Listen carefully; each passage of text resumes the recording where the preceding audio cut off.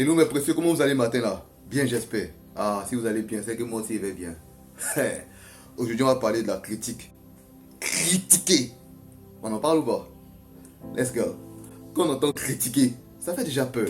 Critiquer, ça blesse même la gauche. Critiquer, tu vois. Mais aujourd'hui, on ne se gêne pas à le faire, tu vois. Et ça cache quelque chose. En général, quand on critique, c'est parce qu'on veut cacher que nous-mêmes là, on n'est pas bien. Tu vois ce que je veux dire?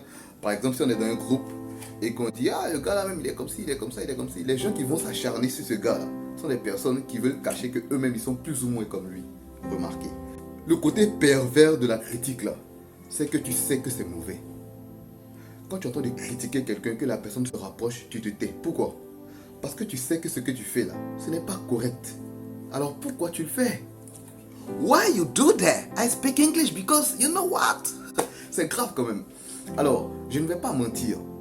Il m'arrive de critiquer. Mais aujourd'hui, je suis très mal à l'aise.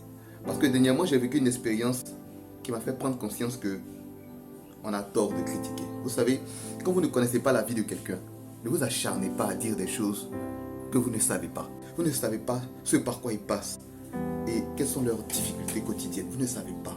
Et si vous étiez dans leur vie, je crois que vous verrez les choses autrement. Lorsqu'on critique quelqu'un, le message derrière, c'est je suis mieux que lui. Qu'est-ce qui te fait croire que tu es mieux que la personne? Qu'est-ce qui te fait croire que tu es supérieur à cette personne-là? C'est égocentrique. C'est égoïste de dire ça. Tu ne crois pas? Alors, la seule condition pour critiquer quelqu'un, c'est d'être parfait. Alors si vous êtes parfait, critiquez. Mais si vous ne l'êtes pas, comme moi, je vous en prie, mes précieux, faites preuve d'indulgence. D'accord? Et si vous estimez que la personne agit très très mal, priez pour elle. Et essayez de vous intéresser un peu à sa vie. C'est déjà un grand pas. Parce que vous allez comprendre des choses que vous ne comprenez pas vraiment. Et peut-être que comme moi, ben par la suite, vous allez vous rendre compte que vous avez tort. De toute façon, on ne fait pas aux autres ce qu'on n'a pas envie qu'on nous fasse, right? Alors stay good.